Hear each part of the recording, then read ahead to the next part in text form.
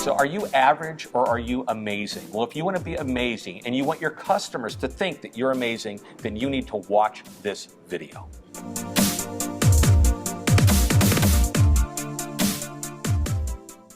Hi, this is Bonnie Gurney with AMT on IMTS TV, and I'm here with Shep Hyken. He just finished opening our Exhibitor Workshop for IMTS, and I was listening the whole time. By the end, he had me crying in Happy tears. Happy tears. I'm sorry. It was happy tears of just enjoyment. He had a great presentation. I really think he brought a lot to start off our meeting and get people excited about exhibiting in IMTS and getting them ready. And I think one of the key things that I got out of, I know there's many items, was trust with the customer service and getting people into their booth and building trust. And how do you do that before you have them walk on the trade show floor? Right. So, I mean, that was really the theme of the whole presentation. I started out by saying fill in the blank. And I asked the audience, you know this, you've heard it before, it's an old adage, just fill in the blank. People want to do business with and be around people with that they know, like, and trust.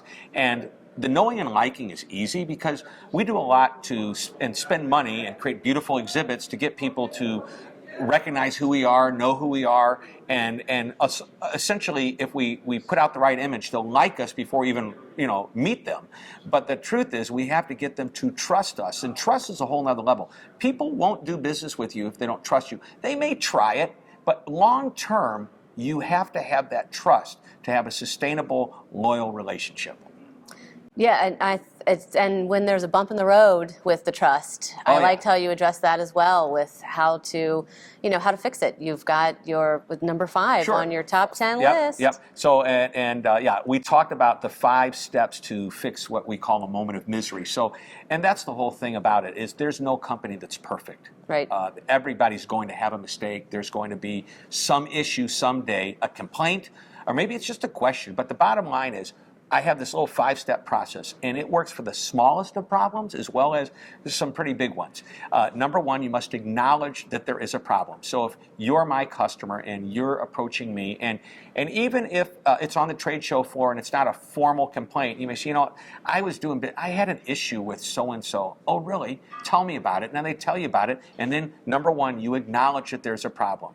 You apologize for it. That's number 2. Number 3, you discuss what the resolution will be. If you can fix it on the spot, great. If not, discuss what it will be. Number 4, with the right attitude. Number 5, urgency. Do it quickly. Now let's break those down. So you tell me the situation. Oh, wow, I can understand why you'd feel that way. That's acknowledgement.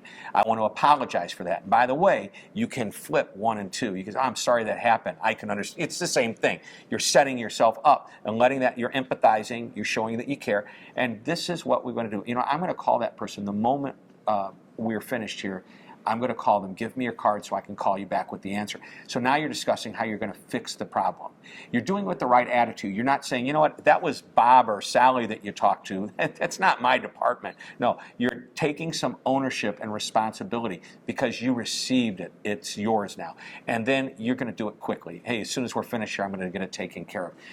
Those, and by the way, it could be something much larger than that. But remember, acknowledge, apologize, fix it, or discuss what you're going to do. Right attitude, sense of urgency, those 5 things could take any crisis, any problem, and there's a pretty good chance that you'll restore the issue to where it's supposed to be, if not even better, because handled well, they will say, they being the customer, wow, I'm impressed. Even when there's a problem, I can count on them, which means you've just elevated the confidence and the trust level to a place that's even higher than if the problem had never happened before. And you also mentioned ownership before within that part of the right. The owner, it's that attitude of accountability and ownership. Yeah, no, I think that it shows you're reliable. And you really think about, work with that's not my department. You were talking to somebody over in whatever. Well, that's the people in the warehouse. Call them. How about there's a server at a restaurant who's got a pitcher of water, and I say, excuse me, can I have some water? And the server says, you're not my station, and walks away. No, you have to take some ownership. it's not a big deal to say, you know what, I understand. That's not, and I use the example of a very basic example. I just wrote an article about this, and I actually created a little image, a cartoon. And it was a person that was basically talking to his boss, and the boss is saying, you need to take care of the customer. And the person saying, but customer service is not my department. And the boss says, but it doesn't matter. Your job is to take care of the customer. We all have to take care of the customer, and it just makes us all look good when we all take care of the customer. In other words, the rising tide will float all boats. Yeah, no, that's a great message, especially to give to the workshop, because IMTS is big. There's a lot that could go right. There's a lot of things that could be mistakes or not. Mm-hmm. So it's great to hear that for our exhibitors to listen and get that message. And one extra point is, I don't care like what if. No, not what if. It's when. You're going to have problems, mistakes, confrontations, issues. They're going to happen. Every company, no matter how great they are, no matter how amazing they are, will have these types of problems. Right. And the other thing that we had talked about a little bit was the consistency. Yes. Yes, I know that that's a big message, is being consistent no matter how you're dealing with people. So the consistency part of it is a lot of what creates that trust. And by the way, we're talking about this moment of misery, and if consistency means you wouldn't have a moment of misery. And just to reiterate, the best companies, as great as they are, they will have problems. It's the system they have in place and the people they have in place to bring it back. But typically, the customer needs to be able to predict the experience that they're going to have. And when they can predict the experience, and it is a positive experience, they're going to say, every time I do business with them, I can count on them. They always do this. They always follow up. They always whatever. The word always followed by something positive shows that you have a situation or a way of doing business that's consistent. Consistency creates trust. Trust will ultimately create loyalty. So there's something that I think is a great idea here. I call it the loyalty question, and that is, and it's perfect, whether you're on a trade show floor, whether you're making a sales call, whether you're talking to somebody on the phone. When I'm talking to somebody, a customer, what am I doing right now to make sure that customer is going to want to do business with me the next time? And am I in a situation where there's a potential, if I don't do something, I might, the next time they have a choice, they may look at something else, or, am I doing something that's going to make them want to do business with me the next time? And by the way, if you think about the next time, every time it turns into loyalty.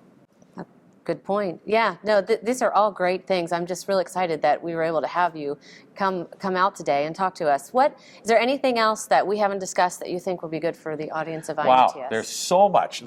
we can do the whole speech again if we wanted to. But no, let's wrap it up with this really important point. I talked about how you create amazement. And as I talked about the concept of any time a customer comes into contact with you, they form an impression. That's the moment of truth. Jan Carlson's great concept. And the moment of truth can go really three different ways. It could be a negative moment of truth, a moment of misery, is what I call that. Some confrontation, some issue, something didn't go well, customer wasn't treated right. I could talk, and then there's the one in the middle that's average or satisfactory. That's mediocre in my mind. Average doesn't take you to the next level. So avoid moments of misery, avoid moments of mediocrity, and create moments of magic, which are above average experiences. Sometimes they're over the top, but most of the time, and if you think about what the best companies do, they're consistently above average, and that's what amazement is. And when you're consistently above average, the customer can predict the experience, and they're going to like that experience. And that's what amazing people and amazing companies do.